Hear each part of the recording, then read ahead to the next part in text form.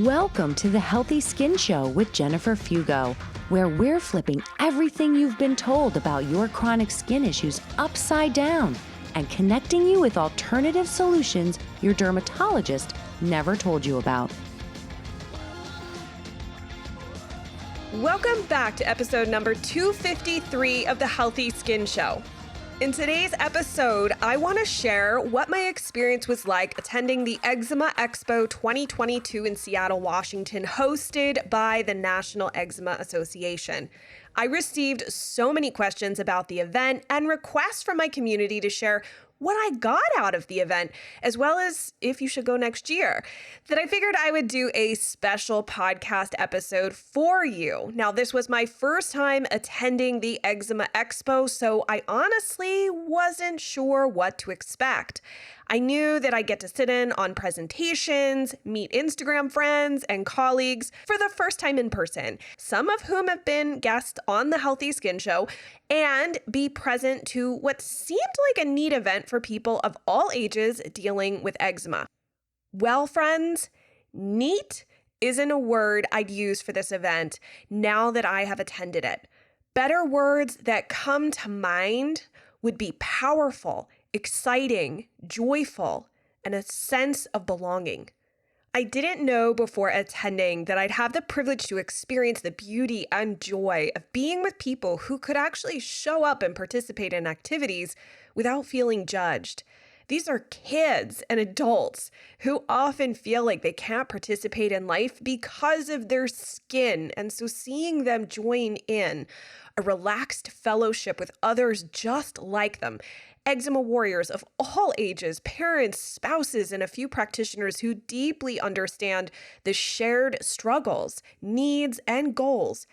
Honestly, it was just incredible and something that I wish I had experienced when I had dyshidrotic eczema. Everywhere I turned was a friendly soul happy to talk and share their experience.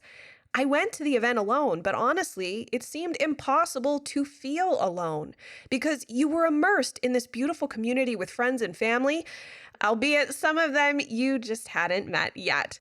The event was held at a lovely hotel that the National Eczema Association had well prepared for guests to expect a fragrance-free environment with toiletries in the bathrooms that were deemed, quote, eczema friendly, and meals that could accommodate a myriad of allergies. I was welcomed to my room with a heavy bag of samples from Expo sponsors that you could later visit down in the exhibition area, which was a mix of pharmaceutical companies, conventional skincare companies, and other more alternative companies like GladSkin, Skinessa, and SkinFix. I could clearly go on and on about this, but for the sake of time, I'm going to run through some of the highlights from the expo as well as my hopes for the future. Now, if you were to ask me what my two favorite presentations were from Eczema Expo 2022, I would have to tell you that the number one choice would be the presentation from Dr. Ian Miles called Eczema and the Microbiome. He presented research about the microbiome, both topical and a bit on the gut, research that he's conducting in his own laboratory on different strains of commensal skin bacteria, chemical exposures, and how they impact eczema, especially important if you live in areas prone to wildfires, and how products applied topically interact with your skin's microbiome. I've got a great clip from his presentation over in the show notes if you want to take a look at that. I've already been in touch with Dr. Miles about coming on the Healthy Skin Show, and he has accepted, so stay tuned. The second talk that I really enjoyed was from Dr. Sean Quatra called Understanding Itch, where he broke down the many different mechanisms that can drive itch. This presentation really spanned a number of different triggers for itchiness, some I was familiar with, and others that were new to me. Now, one big point he wanted to make is that most itchiness is not histamine related, which I have actually realized from my own clinical practice and working with clients. He also stressed his concern for the long-term use of antihistamines due to concerns about how they impact the brain and could potentially contribute to dementia, which, by the way, I will have a guest on here coming in the next few months diving deeper into this topic. And yes, Dr. Quatra has agreed to sit down with me on the show and talk through his information on itch with you all, so stay tuned. Now, there were other really great talks with lots of science presented. Some, unfortunately, I did not get to attend because, again, you have to pick and choose your schedule. There were workshops focused on emotional well-being, relationships, and practical strategies to navigate life with eczema. There were movement and meditation classes. There were activities like attending a Mariners baseball game and the big Saturday night dance party, as well as a camp for kids, all available to everyone who attended. It was also really great to see itsan.org represented not only within the exhibition hall, but also on the schedule, and getting to meet Kathy Toulos, she's been on the show, and Kelly Barda was such an honor. Now, as I said, Itsan was included in the presentation, so there were 2 sessions hosted on topical steroid withdrawal, also known as TSW. And that was what I saw on the schedule. I'm not 100% sure if there were more. I was able to attend the one hosted by Kathy Toulos and Dr. Peter Leo, presenting on what TSW was and how it can show up.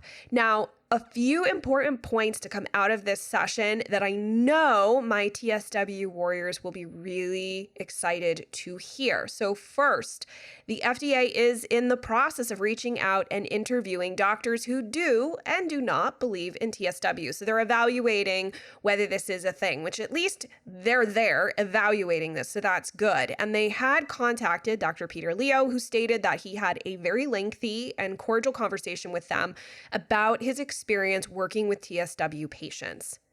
Secondly, Dr. Peter Leo believes that TSW should actually be called topical steroid withdrawal syndrome because of how different everyone's experience actually is in going through the process. Some journeys last months, while others last years. And the withdrawal from the drug, the actual withdrawal process itself, or that time frame, would not usually take years, which is why he feels it would be better to call it a syndrome. It would also help it make more sense to other clinicians.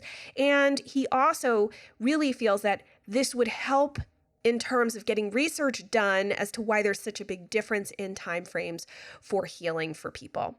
And lastly, Dr. Leo announced that he is undertaking an effort to create a diagnostic criteria for TSW in the United States with the help of the other physicians at the conference. And what was really neat was both Dr. Olivia Friedman and myself spoke with Dr. Leo personally about the list of current symptoms and concerns that they had worked up to see if we had any insight of what we see in our practices that could be helpful to this conversation. All really exciting things.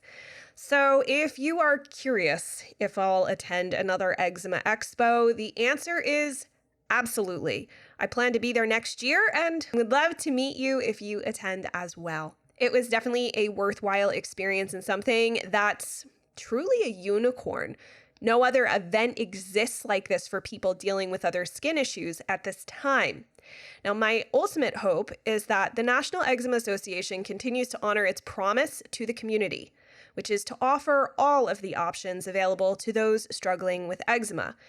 Right now, the 2022 schedule was quite focused on pharmaceutical approaches. Dr. Olivia Friedman, who you guys know from the Healthy Skin Show and who practices traditional Chinese medicine working solely with herbs, was sort of the lone integrative speaker. They had a single class on nutrition hosted by Rocky Roy, who you guys know from the show, and it was certainly helpful for those at the beginning of their journey to attend this class, but she simply didn't have the time to address bigger concerns faced when someone gets frustrated with a conventional approach and starts using diet heavily to try to move things along. Now, another class on navigating different diets, avoiding nutrient deficiencies, and other helpful diet-based strategies would have been really helpful. And National Eczema Association, I'm happy to help out on this front if you're interested. Wink, wink. Alternative approaches, you guys, are gaining in popularity, which would explain the popularity of the Healthy Skin Show, and I think it's worthwhile to consider their benefit when paired with conventional approaches. Now, there are alternative approaches that are helpful, while others can cause major unintended health issues when someone isn't aware of certain pitfalls that might not seem obvious. So offering additional content from vetted integrative speakers is really a win-win. Not only does it support eczema warriors no matter where they are on their journey, but it also could inspire collaboration between doctors and practitioners at the expo who get to watch each other's presentations. So if you're wondering if you should go to the expo next year, I encourage you to attend. The Eczema Expo offers a virtual pass if in-person attendance is not possible for you for whatever reason, and there are scholarships available for financial support. And if you do attend live, just trust me, learn from my mistake. Bring some fun clothes to dress up in, however you want, for Saturday night's fun dance party. I did not realize that was going on, and fortunately, with the coaching of a lot of expo veterans, I got all dressed up and was very comfortable and had a lot of fun. One of the biggest highlights to the weekend was watching attendees from young kids all the way up to the elders who were there dancing and celebrating together on the dance floor. And just in case you're wondering, this recap is entirely my own experience, my own thoughts. I have no relationship with the National Eczema Association at this point in time. No one asked me to do this except for everybody in my community. So I hope that this was helpful. Now, if you have other questions or thoughts, or you were there and you want to share about your experience, head on over to skintorupt.com/253. You can leave your comments there. You can check out Dr. Miles' presentation snippet and all of the links that I've also shared as well. So speaking of sharing, if you know someone who is curious about going or who didn't even know that this event existed, please share this episode with them to help them make a decision about if this is right for them, for you. I will be honest, it was a real you do you situation. You're not required to show up or do anything, so you can do whatever you so choose. You can come and go as you please. It was very lovely to have that freedom and understanding within a community that really gets what you're going through. And before you head off for your day, I always invite you guys to take a moment, rate and review the Healthy Skin Show, and then hit that subscribe button. That way, you never miss a weekly dose of new research, tips. Maybe I'll do more recaps if I find more events, inspiration, awesome guests who share their wisdom, all to help you rebuild healthy skin. And let's connect over on social media. I'm at Jennifer Fugo. Thank you so much for tuning in, and I look forward to seeing you in the next episode.